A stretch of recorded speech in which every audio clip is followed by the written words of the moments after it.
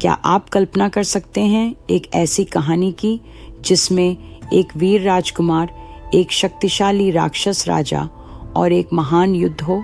आइए हम आपको ले चलते हैं रामायण की रोमांचक दुनिया में, जहां धर्म और अधर्म का महासंग्राम हुआ था। राम रावण युद्ध, धर्म और अधर्म का महासंग्राम। बच्चों, क्या आप एक रोमांचक कहानी सुनना चाहेंगे? यह कहानी है राम और रावण के बीच हुए एक महान युद्ध की। राम एक वीर राजकुमार थे जो सच्चाई और अच्छाई के लिए जाने जाते थे। रावण एक शक्तिशाली राजा था जो बहुत विद्वान था, लेकिन उसका अहंकार उसे गलत रास्ते पर ले गया। एक दिन रावण ने राम की पत्नी सीता का अपहरण कर लिया।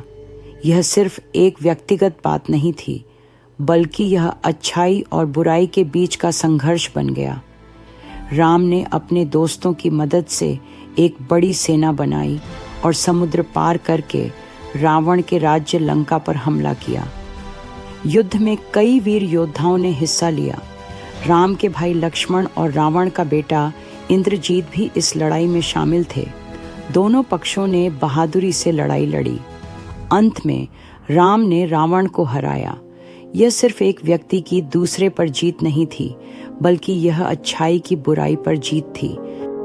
जब युद्ध खत्म हुआ, राम अपने घर अयोध्या लौटे और राजा बने। लेकिन इस कहानी का असली संदेश यह है कि हमें हमेशा सच्चाई और अच्छाई का रास्ता चुनना चाहिए। रामायण हमें सिखाती है कि अच्छाई का रास्ता कठिन हो सकता है, लेकिन अंत में वही जीतता है। बच्चों, यह कहानी आज भी हमारे लिए बहुत महत्वपूर्ण है। यह हमें सिखाती है कि हमें हमेशा सही काम करना चाहिए, अपने दोस्तों और परिवार की मदद करनी चाहिए और कभी हार नहीं माननी चाहिए।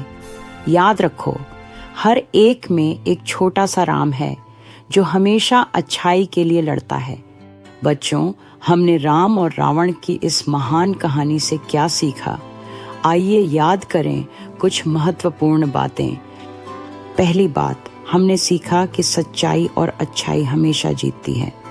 राम ने हमें दिखाया कि कठिन समय में भी हमें अपने मूल्यों पर डटे रहना चाहिए।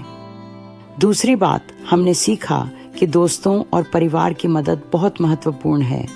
राम अकेले नहीं जीते, उन्होंने अपने भाई लक्ष्मण और दोस्त हनुमान की मदद से विजय पाई। और अंतिम बात, हमने सीखा कि अहंकार बुरा होता है।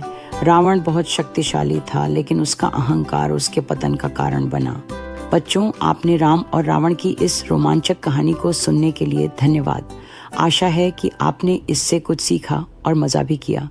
याद रखें, हम सभी में एक छोटा राम है जो हमेशा सही और अच्छा करने की कोशिश करता है। अपने दोस्तों और परिवार के साथ इस कहानी को साझा करें और हमेशा अच्छाई के मार्ग पर चलें। फिर मिलेंगे एक नई कहानी के साथ।